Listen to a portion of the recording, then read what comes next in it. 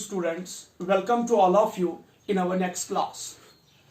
Dear students, last class में हमने read किया chemogenetic theory of evolution जो A.I. Oparin और J.B.S. Haldane ने दिया था. ये वो most widely accepted theory है जिसने हमें ये समझाया या एक्सप्लेन किया कि किस तरीके से ऑन दिस अर्थ प्रिमिटिव अर्थ पे कैसे पहली लिविंग सेल बन गई.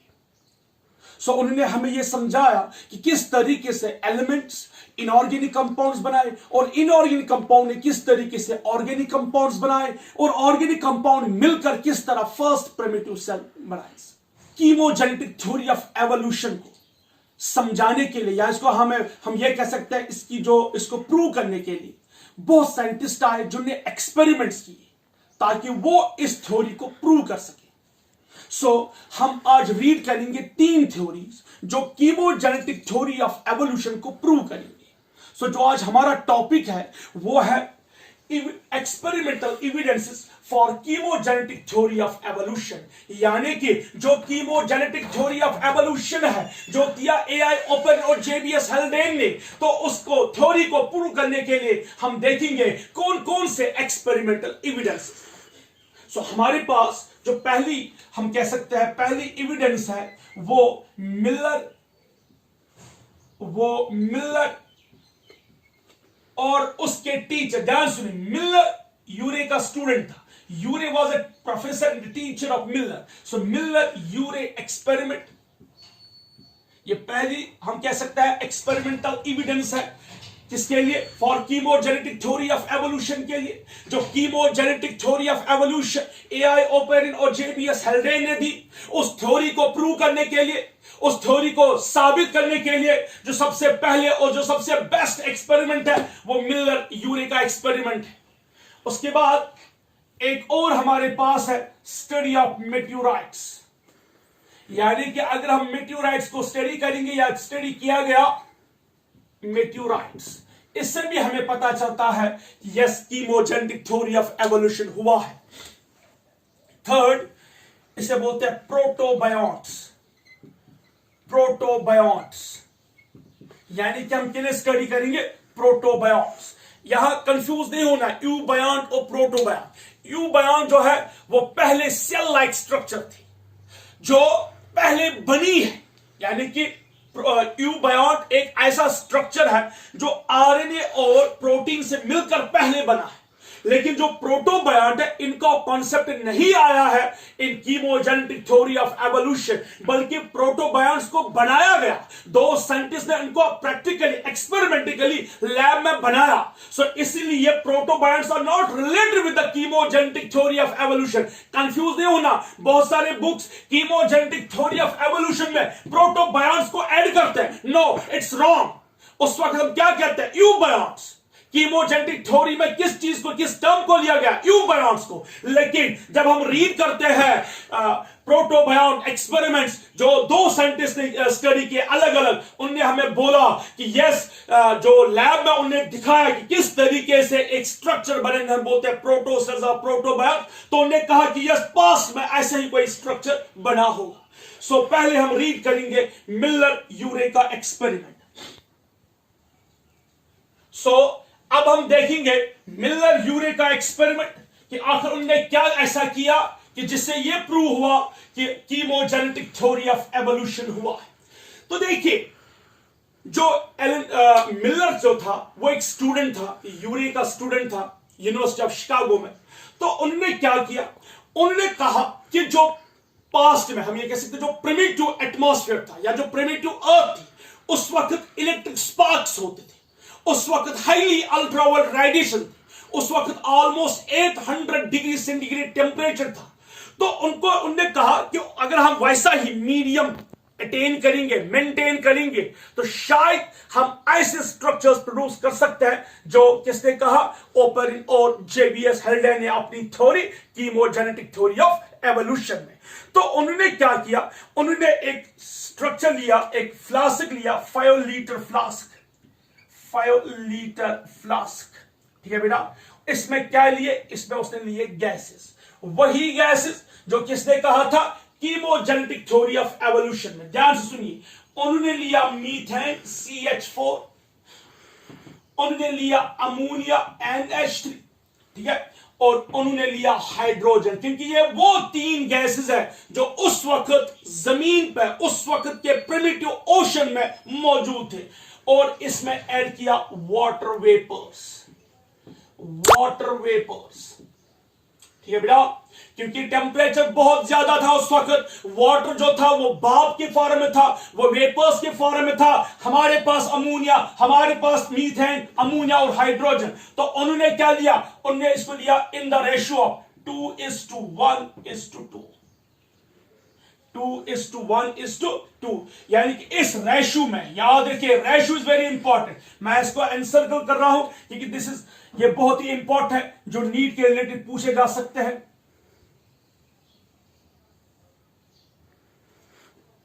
तो उन्होंने लिया मीथेन, उन्होंने लिया अमोनिया, उन्होंने लिया हाइड्रोजन, एक 5 लीटर फ्लास्क में, और उसमें ऐड क्या किया, वाटर वेपर्स, लेकिन मीथेन, अमोनिया और हाइड्रोजन को किस रेशियो में लिया, 2:1:2, और उसके बाद ध्यान से सुनिए, उन्होंने क्या किया, उन्होंने कहा, चूंकि देखिए जो उस वक्त का प्रिमिटिव एटमॉस्फेयर था, प्रिमिटिव एनवायरनमेंट था, उस वक्त वॉल्केनिक एरप्शंस होते थे, उस वक्त हम कह सकते हैं लाइटिंग होती थी, तो लैब में वो सब क्रिएट करना मुश्किल था, तो उन्होंने क्या किया, उन्होंने 2 इलेक्ट्रोड्स लाए, 2 इलेक्ट्रोड्स जो क्या प्रोड्यूस कर सकते हैं, स्पार्क्स, जो प्रोड्यूस कर सकते हैं स्पार्क्स, तो उन्होंने हम कह सकते हैं ऐसा ही एनवायरनमेंट मेंटेन किया लैब में जैसे कहा हुआ था उस वक्त प्रिमिटिव ओशन में, इसलिए हम मिलर यूरे एक्सपेरिमेंट को एक और नाम देता है साइमुलेटिंग एक्सपेरिमेंट। ये वर्ड याद रखिएगा, साइमुलेटिंग, यानी कि बिल्कुल मिला जुला, जैसे उस वक्त था वैसे ही यानी कि उनने बिल्कुल ऐसा ही एनवायरनमेंट मेंटेन किया, ऐसा ही मीडियम मेंटेन किया जो उस वक्त प्रिमिटिव ओशन पे था। हाँ, अल्ट्रावायलेट रेडिएशन तो लैब में पॉसिबल नहीं है, लेकिन उनने 2 इलेक्ट्रोड्स लिए ताकि वो क्या जनरेट कर सकते हैं, लाइटिंग, ताकि वो जनरेट कर सकते स्पार्क्स, उस स्पार्क की मदद से वो मीथेन, अमोनिया और हाइड्रोजन को मिलाना चाहते। Is it clear? तो जब उन्होंने 2 इलेक्ट्रोड्स लिए, उन्होंने स्पार्क्स जनरेट किए, और ये मीथेन, अमोनिया, हाइड्रोजन जब मिले तो उन्होंने प्रोड्यूस क्या किए, ध्यान से सुनिए, उन्होंने प्रोड्यूस किए ऑर्गेनिक कंपाउंड्स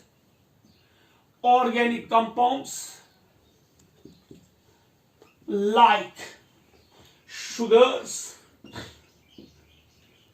एसिड्स और एमिनो एसिड्स। एमिनो एसिड में एक टर्म हम यहां लिखेंगे, गागा। ये कोई गाना नहीं है, गागा या गागरा बोलोगे, इसे गागा, जस्ट याद रखने के लिए mnemonic, G for glycine, amino acid, ये एमिनो से बने थे। A for alanine, then this G for glutamate, then this A for aspartate. So these were some amino acids जो उस वक्त जो बने कहां पे, इस लैब में। तो क्या कर मिलर और यूरे ने क्या किया, उन्होंने एक 5 लीटर फ्लास्क लिया, उसमें क्या डाला, methane, ammonia, hydrogen in the ratio of 2:1:2, और उसमें डाले वाटर वेपर्स, 2 इलेक्ट्रोड्स लिए, क्योंकि उस फ्लास्क में या उस मीडियम में हमें मेंटेन करना है वैसा ही कंडीशन जैसे उस वक्त प्रिमिटिव ओशन में थे। प्रिमिटिव ओशन में कैसा था, नो ओजोन लेयर था, इसलिए अल्ट्रावायलेट रेडिएशन आते थे, वॉल्केनिक इरप्शन थे, या हम ये कह सकते हैं उस वक्त लाइटनिंग होती थी, यानी कि सोर्स ऑफ एनर्जी थी, यानी कि वहां पे उस वक्त वॉल्केनिक इरप्शन से जो हीट निकलती थी वो था उस वक्त, या हम ये कह सकते हैं उस ओशंस में जब tsunami like, volcanic like structure होते थे, तो उस ओशन जो है वो बहुत ही हॉट था, उसमें एनर्जी मौजूद थी, या जो सन से आते थे अल्ट्रा वायलेट रेडिएशन वो एनर्जी थी, या लाइटिंग की जो वजह से जो एनर्जी थी। तो उन्होंने कहा कि यहां लैब में हम कैसे ये एनर्जी मेंटेन कर सकते हैं। तो उन्होंने लिए दो इलेक्ट्रोड्स जो स्पार्क जनरेट कर सकते हैं, जिसकी वजह से मीथेन, अमोनिया और हाइड्रोजन वाटर वेपर्स मिल गए। उन्हें बनाए पहले organic compounds, sugars, acids, amino acids, और लेटर उन्होंने क्या बनाए, मैक्रोमोलेक्यूल्स। Is it clear? तो आप ये नोट कीजिए, हम वो स्ट्रक्चर दिखाएंगे जो उन्होंने बनाया था लैब में, वो एक डायग्राम, वो किस तरह उन्हें 5 लीटर फ्लास्क लिया, किस तरह उन्हें इलेक्ट्रोड्स लिए, वो हम दिखाएंगे। आप ये नोट कीजिए। देखो बेटा, मिलर और यूरे ने जो एक फ्लास्क बनाई थी, अब ध्यान से देखिए बेटा,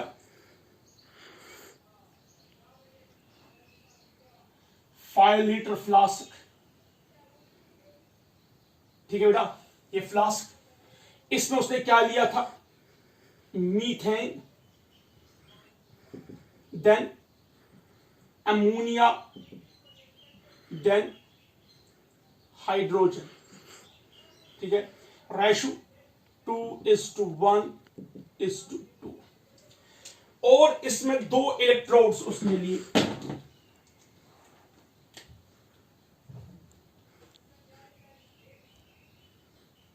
ये 2 इलेक्ट्रोड्स हैं जो जनरेट कर सकते हैं sparks around 800 degree centigrade, 800 degree Celsius.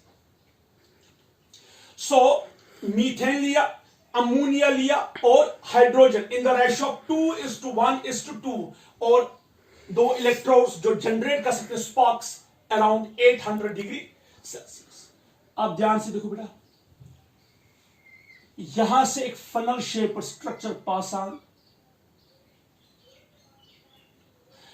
अब ध्यान से देखिए, जब यहां 800 डिग्री सेंटीग्रेड हम कह सकते हैं लाइटनिंग स्पार्क्स जनरेट कर सकते हैं, तो अमोनिया, मीथेन और हाइड्रोजन जब आपस में मिलने लगेंगी, तो यहां से जो हम कह सकते हैं वाटर वेपर्स निकलेंगे, या जो यहां से जो लिक्विड निकलेगा वो बहुत ही हॉट होगा। तो उसे हमें क्या करना है, कूल। क्योंकि आपको याद होगा हमने कीमोजेनेटिक थ्योरी ऑफ एवोल्यूशन में पढ़ा कि जब अल्ट्रावायलेट रेडिएशंस, या जब हम कह सकते हैं लाइटिंग होती थी, या जो हीट थी, उसकी वजह से जो ऑर्गेनिक कंपाउंड, जो इनऑर्गेनिक कंपाउंड्स मिलने लगे, with the passage of time earth का टेम्परेचर ठंडा होने लगा, कूल होने लगा, और कितना, बिलो 100 डिग्री से।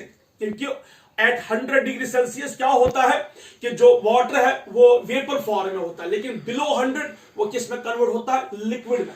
तो यहां हमने एक कंडेंसर रखना है, तो मिलर एंड यूरे ने यहां पे एक कंडेंसर रखा। ध्यान से देखिए,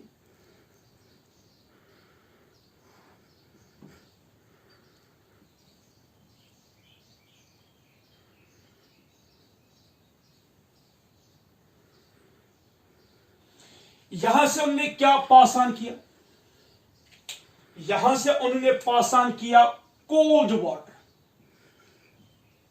कोल्ड वाटर किस लिए, ताकि यहां से जो 800 डिग्री सेल्सियस से जो हम कह सकते हैं जो गर्मी, जो एनर्जी प्रोड्यूस होती है, जो टेम्परेचर प्रोड्यूस होता है, उस टेम्परेचर को लो करने के, उस टेम्परेचर को कम करने के। क्योंकि यहां पे इस फ्लास्क में 800 डिग्री सेल्सियस टेम्परेचर है, लेकिन जब ये लिक्विड यहां से बाहर निकलेगा हमें टेम्परेचर को लो रखना है, बिलो 100 डिग्री सेल्सियस। क्योंकि ऐसा ही हुआ था, तब जाके ऑर्गेनिक कंपाउंड्स बने। ध्यान से सुनिए, जब ओशन में, प्रिमिटिव ओशन में अमोनिया, मीथेन, हाइड्रोजन और वाटर वेपर्स थे, वो आपस में जब मिल रहे थे, उस वक्त टेम्परेचर 800 डिग्री सेल्सियस था। उस टेम्परेचर पे वो आपस में मिलने लगे। लेकिन जितना जितना टेम्परेचर डिक्रीज होने लगा, कम होने लगा, व्हाट हैपेंस, तो ये जो ऑर्गेनिक कंपाउंड ये एक दूसरे के साथ मिलने लगे। तो हमें वही मेंटेन करना, यहां पे कोल्ड वाटर हमने यहां से लाया इनलेट, इसलिए so that it will act as a condenser, ताकि ये इस लिक्विड या इस vapour form, rather I will say it's a vapour form, तो उस वेपर्स को क्या कर सके, कंडेंस कर सके। तो यहां से और यहां से वो हॉट वाटर बाहर, hot water, hot water out. यहां से इन, यहां से out. So this is a condenser. ध्यान से सुनिए, व्हाट इज दैट? ये कंडेंसर है जो क्या कर सकता है? कंडेंस। ठीक है। उसके बाद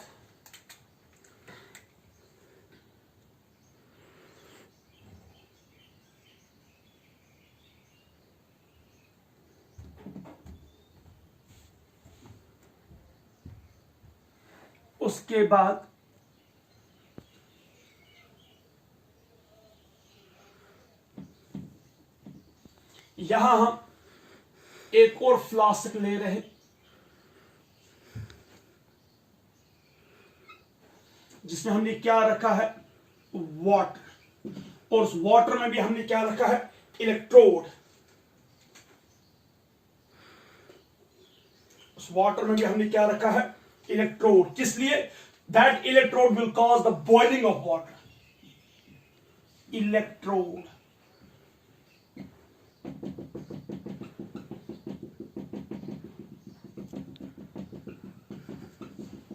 इस पानी को क्या कर सकेगा? बॉयल कर सकेगा। यहां पे हम एक नोजल लाइक स्ट्रक्चर रखेंगे, एक nozzle like structure.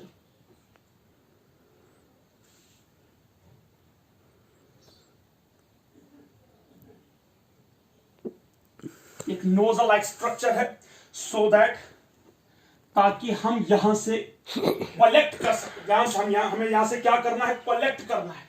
We have to collect.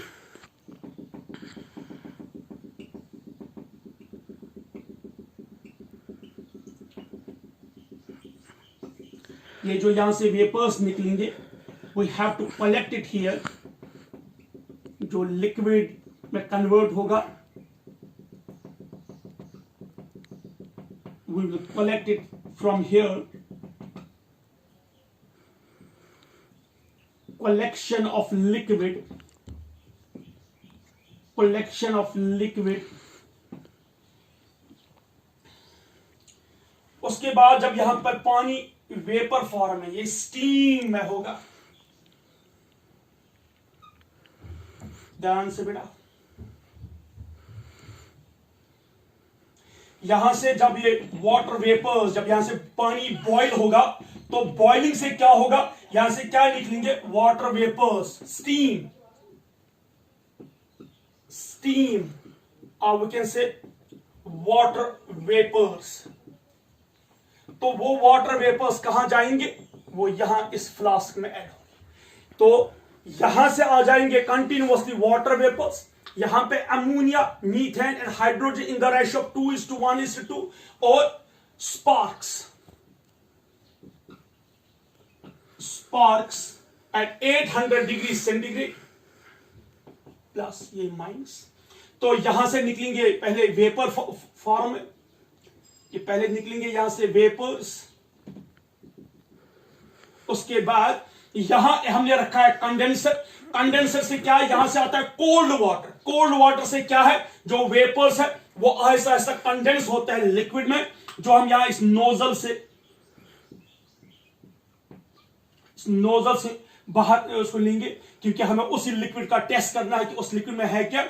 और यहां पे क्या है? यहां पे एक फ्लास्क लिया, उसमें इलेक्ट्रोड डाला और पानी लिया, वो इस पानी को बॉईल कर रहे हैं। तो पानी जब बॉईल हो रहा है तो यहां से वेपर्स निकलेंगे, स्टीम निकलेगा। जो स्टीम कहां ऐड होगा? किसमें ऐड होगा? इस फ्लास्क में। तो इस 5 लीटर फ्लास्क में, 5 लीटर फ्लास्क में ये स्ट्रक्चर मिलर और यूरे ने बनाया। तो यहां इस स्ट्रक्चर को बनाने के बाद उनने कलेक्ट क्या देखा? उनने इस लिक्विड को जब टेस्ट किया तो इस लिक्विड में क्या थे? organic compounds,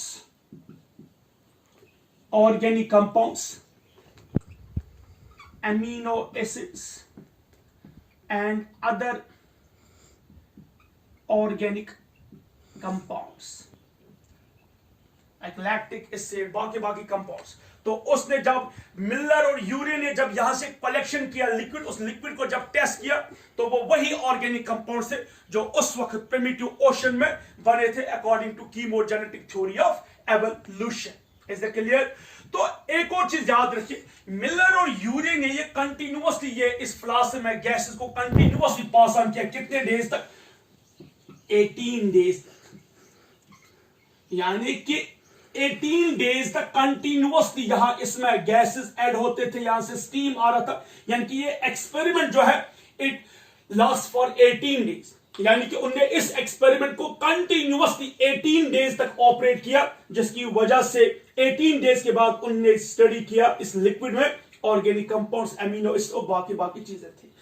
इस एक्सपेरिमेंट का उन्होंने फिर एक और नाम दिया, स्पार्क डिस्चार्ज एक्सपेरिमेंट, क्योंकि ये एक्सपेरिमेंट कैसे हुआ? ड्यू टू द स्पार्क्स जो किसने जनरेट किए? इलेक्ट्रोड्स ने। आप फिर नोट कीजिए, उसके बाद हम नेक्स्ट चीज रीड करेंगे। नेक्स्ट लेंगे दूसरी जो हम कह सकते हैं एविडेंस या proof for this chemogenetic theory of evolution, वो है study of meteorites. Study of मेट्योराइट्स।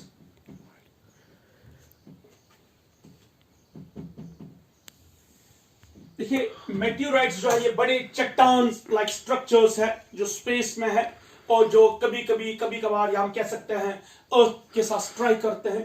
तो बहुत सारे मेट्योराइट्स को स्टडी किया गया है, तो देखा गया है कि जो मेट्योराइट्स है उनके अंदर भी ऐसे ही इनऑर्गेनिक या ऑर्गेनिक कंपाउंड्स थे जो इस वक्त हम कह सकते हैं उस वक्त प्रिमिटिव ओशन में मौजूद थी, या जो मिलर और यूरे ने दिखाया कि किस तरह वो बने, कहां पे? Inside the spark discharge experiment में। तो यानी कि जो मेट्योराइट्स अर्थ के साथ स्ट्राइक कर रहे थे, जिन मेट्योराइट्स ने अर्थ के साथ स्ट्राइक किया, या जो मेट्योराइट्स अर्थ पे फॉल हो गई, तो उनमें देखा गया उन मेट्योराइट्स में बहुत सारे इनऑर्गेनिक और ऑर्गेनिक कंपाउंड वैसे ही थे जैसे कीमोजेनेटिक थ्योरी ऑफ एवोल्यूशन ने बोला। सो हम ये कह सकते हैं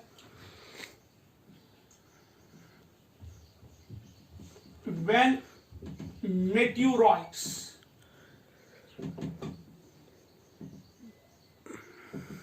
which fall on earth were studied, तो वो मेट्योराइट्स जो कहां जमीन पे पड़े, जो जमीन पे गिरे, उनको जब स्टडी किया गया, it has been found, it has been found, क्या देखा गया? इट हैज बीन फाउंड, क्या देखा गया? It has been found that similar elements, molecules, inorganic compounds, inorganic and organic compounds, inorganic and organic compounds were present, were seen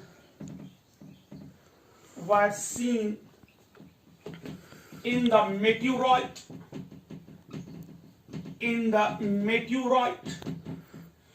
which were present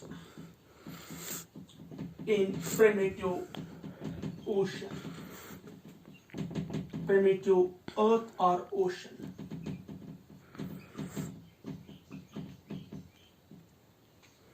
Which were present on primitive earth and ocean.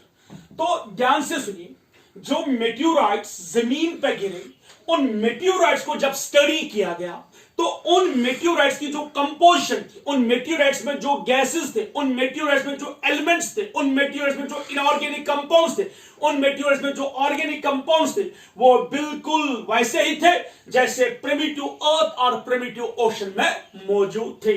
Hence it has been prove कि space में जो ये मेट्योराइट्स है, ये मेट्योराइट्स में भी वैसे ही elements है जैसे प्रिमिटिव अर्थ या प्रिमिटिव ओशन में थे। इट मींस कि जो ये मेट्योराइट्स है, यानी कि जब पहली बार यूनिवर्स बनी है, जब पहली बार हम कह सकते हैं प्लैनेट्स बने हैं, पहली बार स्टार बना है, तो वो स्टार या वो प्लैनेट्स जो बने हैं उन्हीं से मेट्योराइट्स भी बने हैं। या हम ये कह सकते जब दो प्लैनेट्स आपस में टकराए उन्हीं से बने हैं सैटेलाइट्स लाइक मून, उन्हीं से बने हैं ये मेट्योराइट्स। तो उन्हीं मेट्योराइट्स की जो कंपोजिशन है वो सिमिलर है किसकी, अर्थ या रेस्ट ऑफ द प्लैनेट्स की कंपोजिशन। तो हम ये कह सकते हैं कि जो ये अर्थ है, इस प्रिमिटिव अर्थ या इस प्रिमिटिव ओशन में जो ये एलिमेंट्स है, ये इनऑर्गेनिक कंपाउंड्स है, वैसे ही मेट्योराइट्स में पाए। एक जो ये हमारी स्पेस है इसमें भी ऐसे ही बाकी जो हम कह सकते हैं केमिकल्स प्रेजेंट है जैसे अर्थ पे थी। और हम ये भी कह सकते हैं कि किसी और प्लेनेट में भी लाइफ हो सकती है। Third, that is study of protobionts. Protobionts को कहा जाता है precursor of a cell, precursor of a life, यानी कि जहां से लाइफ इवॉल्व हो चुकी है, जहां से लाइफ बनी। अंडरस्टैंड कीजिए, प्रोटोबायन्ट का जिक्र नहीं आया कीमोजेनेटिक थ्योरी ऑफ एवोल्यूशन। वहां हमने यह कहा कि जब पहली बार आरएनए बना, आरएनए और उसके एसोसिएट प्रोटीन्स मिलकर न्यूक्लियो प्रोटीन्स बनाए, तो उन्होंने पहला एक हम कह सकते हैं जेनेटिक मटेरियल बनाया। तो उन्हीं की वजह से पहली एक सेल लाइक स्ट्रक्चर बनी जिसे वर्ड यूज किया गया था यूबयान्ट। उसी यूबयान्ट से फिर rest of the organism generate हुए। तो ये जो what are the protobionts, proto means first, biont means living on, यानी कि पहला लिविंग स्ट्रक्चर। हम कहते हैं फर्स्ट लिविंग स्ट्रक्चर। ये लैब में बनाए। यहां हम दो चीजों का जिक्र करेंगे, एक है एआई ओपेरिन, और जो सेकंड वन है वो है सिडनी फॉक्स। इन दोनों ने स्टडी किया। देखिए एआई ओपेरिन ने क्या किया, उसने एक अपने एक्सपेरिमेंट 1920 में क्या किया, उसने लिए बहुत सारे जो है इनऑर्गेनिक कंपाउंड्स,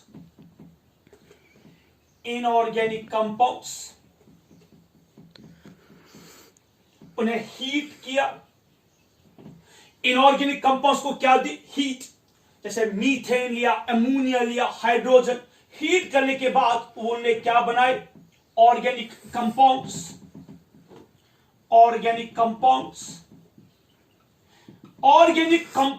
बनने के बाद उन्हें इसने क्या किया, कूल किया। तो वहां पे एक स्ट्रक्चर बना जिसे उसने नाम दिया कोएसरवेट्स।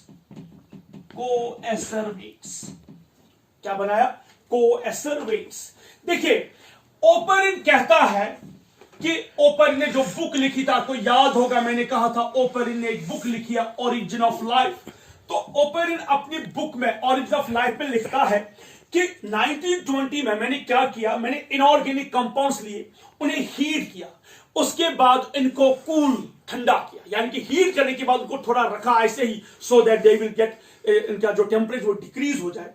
जब वो कूल होने लगी तो वहां पे एक स्ट्रक्चर बना जो बिल्कुल हाइड्रो मेम्ब्रेन स्ट्रक्चर है।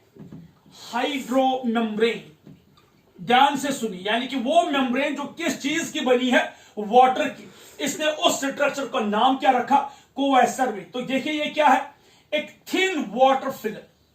Understand, a thin water film, thin water film. और इसके अंदर क्या है, कार्बोहाइड्रेट्स है, इसके अंदर कार्बोहाइड्रेट्स है, इसके अंदर प्रोटीन्स है, इसके अंदर लिपिड्स है, इसके अंदर आरएनए है। ठीक है, तो ये स्ट्रक्चर्स इसने देखे, इसने इनको नाम दिया कोएसरवेट्स। और ओपेरिन ने ये सारे कोएसरवेट्स कहां बनाए, लैब में बनाए। ठीक है, तो कोएसरवेट्स जब बने, इनके बाहर एक थिन हम कह सकते हैं वाटर फिल्म थी। ये वाटर फिल्म बिल्कुल इसने एक्ट किया एज अ बैरियर, और सराउंडिंग से इस कोएसरवेट्स ने जो बाहर से जो हम कह सकते हैं ऑर्गेनिक कंपाउंड से उनको एब्जॉर्ब करने लगा। सो दैट मीन जो एक थिन वाटर फिल्म थी, नो डाउट ये इसने बैरियर का भी काम किया होगा, लेकिन साथ ही में इसने एब्जॉर्ब किए होंगे सराउंडिंग से ऑर्गेनिक कंपाउंड्स। और ये जो हाइड्रो मेम्ब्रेन स्ट्रक्चर बना, ये बिल्कुल नॉन लिविंग था। क्या था? नॉन लिविंग, क्योंकि ये लिविंग नहीं था। अगर ये लिविंग होता तो आज तक जिंदा होता। ये नॉन लिविंग था, इसलिए ज्यादा देर के लिए, ज्यादा टाइम के लिए जिंदा नहीं रहा। लेकिन इसके अंदर presence of carbohydrates, presence of proteins, presence of lipids and RNA, इनने मिलकर आहिस्ता आहिस्ता इस कोएसरवेट ने मिलकर आगे जो है हम कह सकते हैं सेल लाइक स्ट्रक्चर्स बने, या जो हम कह सकते हैं पहले कीमो हेटेरोट्रॉप्स या फोटो ऑटोट्रॉप्स या कीमो सिंथेटिक बैक्टीरिया जो है वो इन्हीं से इवॉल्व हुए। तो ये कॉन्सेप्ट किसने दिया? एआई ओपेरिन ने 1920 में उसने अपनी लैब में इनऑर्गेनिक कंपाउंड को हीट किया, और हीट करने के बाद वहां बने organic compounds like sugars, amino acids, fatty acid, glycerol and nucleotides. उसके बाद उनको और हम कह सकते हैं हीट किया, और वो कन्वर्ट उनमें पॉलीमराइजेशन हुई, वो बन गए carbohydrates, proteins, lipids and RNA. उसके बाद उनको थोड़ा हम कह सकते हैं ठंडा रखा, उनको टेम्परेचर डाउन किया, तो जब वो मैक्रोमॉलिक्यूल्स बने तो वहां पे एक बिल्कुल हम कह सकते हैं स्फेरिकल स्ट्रक्चर बना, जिसके बाहर एक वाटरी स्ट्रक्चर था, वाटर एक थिन वाटर फिल्म थी, कवरिंग थी। तो इसने इसको नाम रखा कोएसरवेट्स, और इसने कहा कि ये जो कोएसरवेट्स है ये बिल्कुल नॉन लिविंग है, और वहां उस वक्त प्रिमिटिव ओशन में ये मिलियंस बिलियंस बने होंगे ये कोएसरवेट्स, क्योंकि नॉन लिविंग की वजह से ये ज्यादा टाइम के लिए जिंदा नहीं रहे, और यही कोएसरवेट्स आहिस्ता आहिस्ता कन्वर्ट हो गए किस फॉर्म में? ये कन्वर्ट हो गए later on into the first हम कह सकते हैं प्रोकैरियोट्स में। तो आप इतना नोट कीजिए, इसके बाद हम रीड करेंगे सिडनी फॉक्स का माइक्रोस्फीयर्स। दूसरा था सिडनी फॉक्स। तो सिडनी फॉक्स ने यूनिवर्सिटी ऑफ मियामी में लैब में क्या किया? उसने भी ऐसे ही बिल्कुल ओपेरिन की तरह उसने क्या किया? उसने कॉन्सेप्ट दिया माइक्रोस्फीयर्स का। माइक्रोस्फीयर्स उसने क्या किया? सिडनी फॉक्स ने ये कॉन्सेप्ट दिया। सिडनी फॉक्स ने, देखिए सिडनी फॉक्स ने क्या किया? उसने लिए anhydrous amino acids, anhydrous amino acids along with lipids, ठीक है। उसने टेम्परेचर प्रोड्यूस किया 180 degree Celsius. Anhydrous amino acids convert हो गए प्रोटीनोइड्स, यानी कि उसने बोला कि form the proteins, proteinoids, long chain of amino acid या पॉलीमर्स ऑफ अमीनो एसिड्स।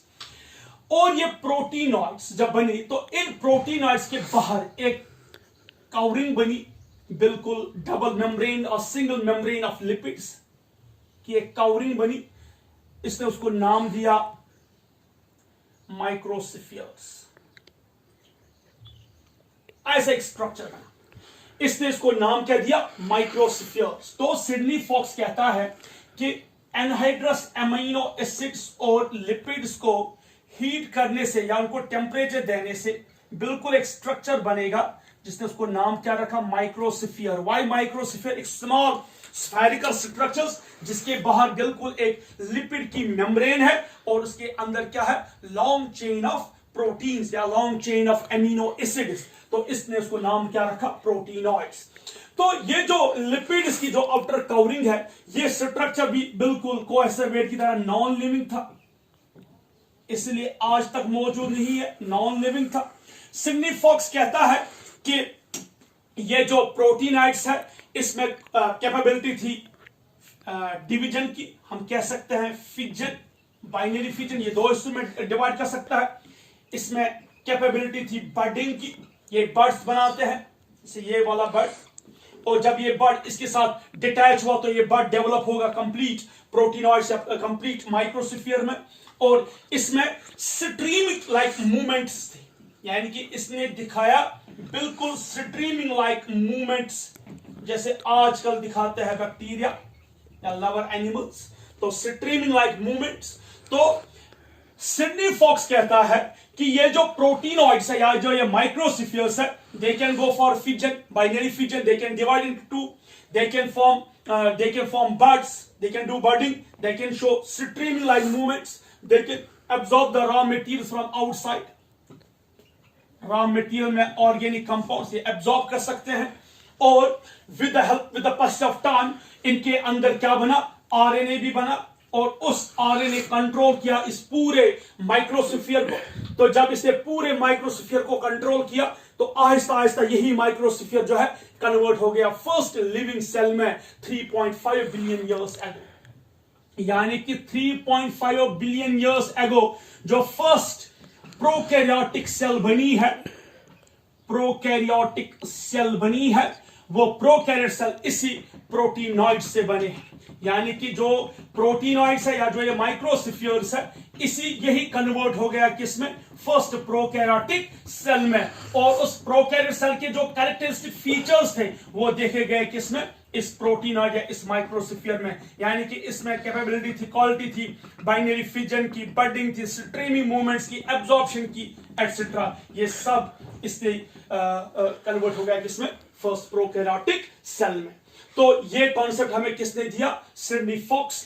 तो ये तीन हम कह सकते हैं हाइपोथेसिस थे या तीन प्रूफ थे कीमोजेनेटिक थ्योरी ऑफ एवोल्यूशन में। जो पहला और मोस्ट इंपॉर्टेंट था वो था मिलर एंड यूरे का एक्सपेरिमेंट, उसके बाद सेकंड जो था वो था स्टडी ऑफ मेटियोराइट्स, और थर्ड जो था वो था प्रोटोबायंट्स। प्रोटोबायंट्स में हमने दो चीजें रीड किए, एक एआई ओपरिन का कोएस्टर्विट्स जिसने 1920 में लैब में दिखाए कोएस्टर्विट्स, तो उसने कहा शायद उस वक्त भी ऐसे ही स्ट्रक्चर्स बने होंगे, और दूसरा सिडनी फॉक्स ने दिखाया कि जो माइक्रोस्फीयर्स है वो भी बिल्कुल सेल लाइक स्ट्रक्चर्स थे जिनके बाहर एक लिपिड मेम्ब्रेन की कवरिंग है, सिंगल और डबल लेयर्ड, उसके अंदर long chain of amino acid जिन्हें हमने नाम दिया प्रोटीनॉइड्स, और इसने इसको नाम रखा, इस कोलेक्टिवली स्ट्रक्चर को प्रोटीनॉइड्स प्लस लिपिड्स को कोलेक्टिवली नाम रखा माइक्रोस्फीयर्स।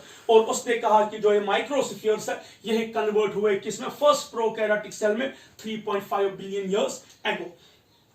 So these were the three evidences in the favor of these were the three हम कह सकते हैं experimental evidences in favor of chemogenetic theory of evolution. Dear students, now question है कि पहले क्या आया, आरएनए या प्रोटीन? क्योंकि देखिए अगर आपको याद होगा हम इस वक्त कर रहे हैं DNA is a genetic material, there are so many viruses जो इसने पिछले 3 महीनों से नाक में दम करके रखा, जैसे हम कह सकते हैं कोविड, SARS-CoV-2, तो उसमें आरएनए है, there are so many virus जिनमें RNA as a genetic material है, देयर आर मेजॉरिटी एनिमल हम कह सकते हैं लिविंग ऑर्गेनिज्म जिनमें डीएनए है जेनेटिक मटेरियल। तो पॉइंट यहां पे ये है कि पहले क्या बना था, आरएनए और प्रोटीन। तो प्रोटीन तो जेनेटिक मटेरियल नहीं है, लेकिन पहले क्या, लेकिन वो जेनेटिक मटेरियल के साथ एसोसिएटेड है। तो there are so many hypothesis जिन्होंने ये कहा कि क्या पहले आरएनए आया या पहले ये आ गया प्रोटीन। तो इसमें एक है, उसे हम कहते हैं RNA hypothesis. So which came first, या who came first, was it RNA or was it protein?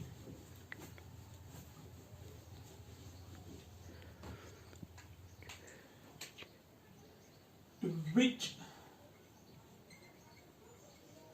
came first,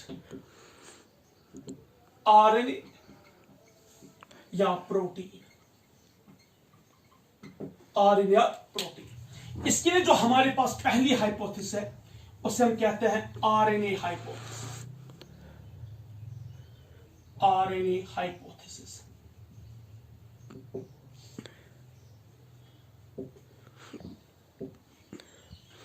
इस थ्योरी को देने वाले फ्रांसिस क्रिक,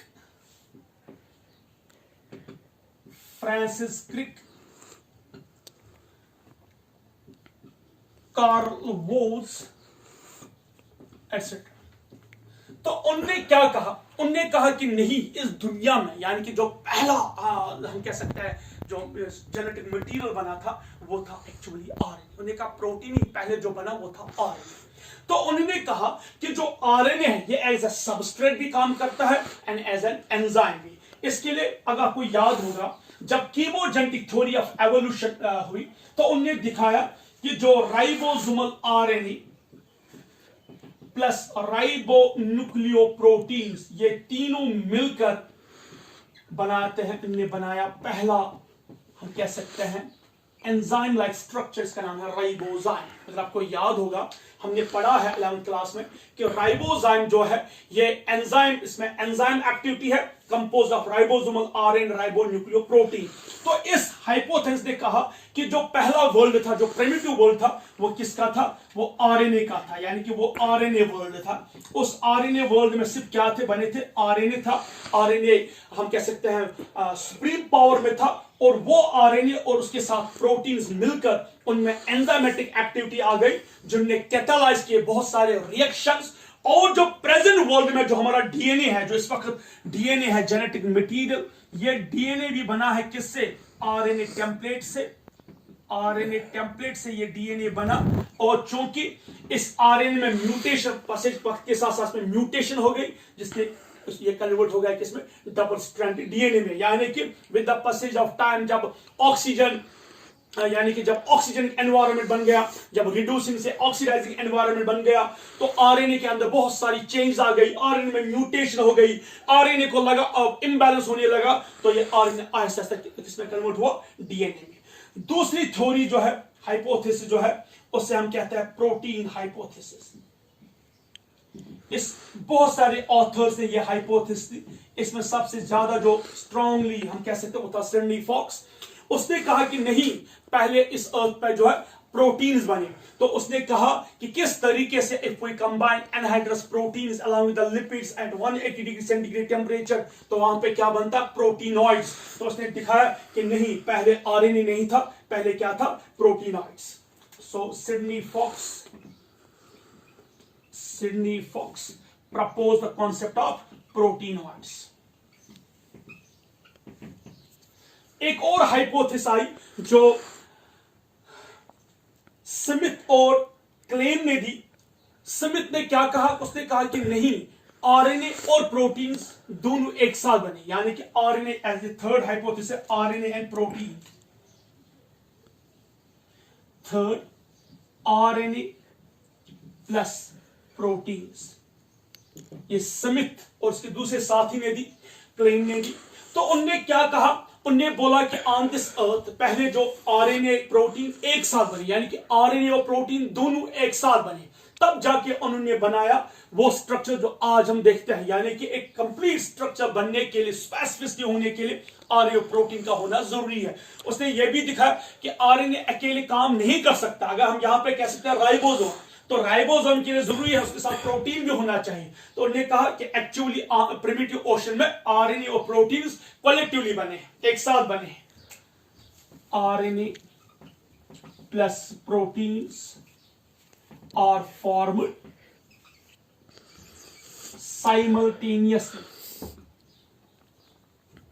साइमल्टेनियसली। ठीक है, तो इस तरीके से ये तीन हाइपोथेसिस थे जो जिनने कहा कि पहले क्या बना है। आरएनए हाइपोथेसिस जो फ्रांसिस क्रिक और कार्ल वूज ने दी, उनने कहा आरएनए बना। प्रोटीन हाइपोथेसिस के बहुत सारे ऑथर्स थे, one of the was the Sidney Fox ने कहा नहीं, पहले प्रोटीन्स बना। आरएनए प्लस प्रोटीन जो एक्चुअली किसने दिया? स्मिथ ने। उसने कहा कि नहीं, आरएनए प्रोटीन एक साथ बने हैं, व्हाटएवर। तो लेकिन एक चीज हमें ये याद रखना होगा, ये नोट, ये मैं यहां पे लिखता हूं, इज वेरी इंपॉर्टेंट चीज, आप प्लीज इसको याद रखिएगा मेहरबानी, ये इज वेरी इंपॉर्टेंट। ये नोट मैं यहां पे लिख रहा हूं कि जो पहला जेनेटिक मटेरियल था that was RNA. RNA was first genetic material and इसको प्रूव किया लैब में डॉक्टर हरगोबिंद खुराना। हरगोबिंद खुराना जो है इंडियन, हम कह सकते हैं साइंटिस्ट थे, डॉक्टर हरगोबिंद खुराना। उसने ये प्रूव किया लैब में कि जो पहले जेनेटिक मटेरियल था वो क्या था? वो था आरएनए। उसने एक एक्सपेरिमेंट किया था, in vitro RNA experiment. So he proposed कि दुनिया जो पहला जेनेटिक मटेरियल था वो था आरएनए। उसके बाद इसी आरएनए से क्या बना? DNA. Dear students, by this we have completed the experimental evidences in favor of chemogenetic evolution, जो आज का हमारा टॉपिक था।